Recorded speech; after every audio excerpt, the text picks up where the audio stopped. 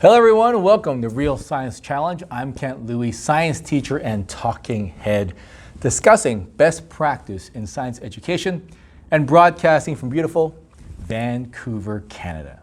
Now check out this graph. It's a graph on world energy consumption, which shows how much energy we're using globally over time and where we're getting that energy from, whether it's nuclear or fossil fuels or solar.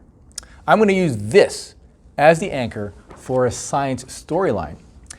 And I'll explain what storylines are in case you don't know. And I'll also show one way I'm modifying that graph to enhance the story I'm telling. But before I get into all that, handouts for this episode are available at realsciencechallenge.com/EP53.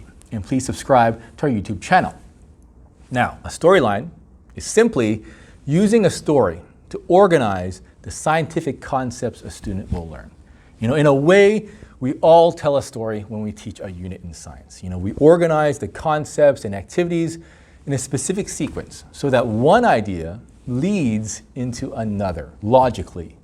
Now, traditionally, we've looked to textbooks for the storyline, but best practice is that we come up with our own storylines, ones based on some of our own interests, because if we're interested in it, then our passions will get the students excited, and the students will be interested in it as well.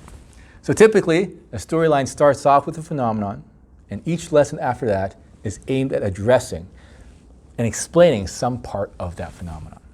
Now, one big problem is that many of my colleagues get stuck finding a phenomenon to use for a unit.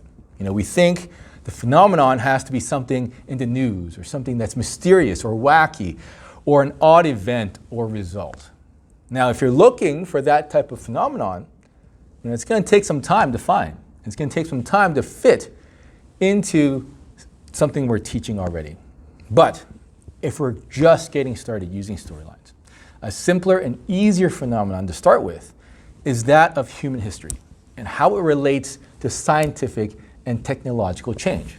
And this is where this graph works so well. For example, my student teacher is teaching types of energy for the first time, and he's having a difficult time figuring out how the concepts fit together. So, my student teacher got this notes package from another teacher. Nothing wrong with the notes package. One that lists one form of energy after another. You got like chemical, you got fossil fuels, you got fuel cells, you got nuclear and solar. And he's planning to use this to teach the concepts of energy. The problem is, it's boring and just feels like a list of facts to know. However, we had a conversation and came up with the idea of teaching different forms of energy by tracking how world energy consumption has changed over time. And this is what we found online. Okay, during our conversation, we also talked about changes in demand over time, and the causes of these changes, perhaps due to changes in lifestyle, perhaps due to industry or war. So I went off and put one of these changes, the changes to world population over time, on top of the graph. And here is what it looks like. All right. In 1804, there was approximately 1 billion people on Earth.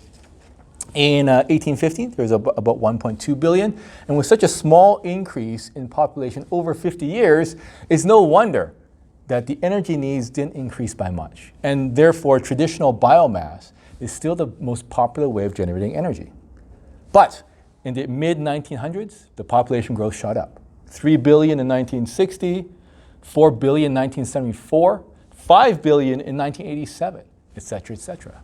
And as a result, greater energy needs and greater diversity in how we get that energy. Now we got nuclear, we got solar, we got hydroelectric. Now, we can now start talking about each type of energy and perhaps talk about why we use it, how it's helped our energy needs, the controversy around them, why there are new types.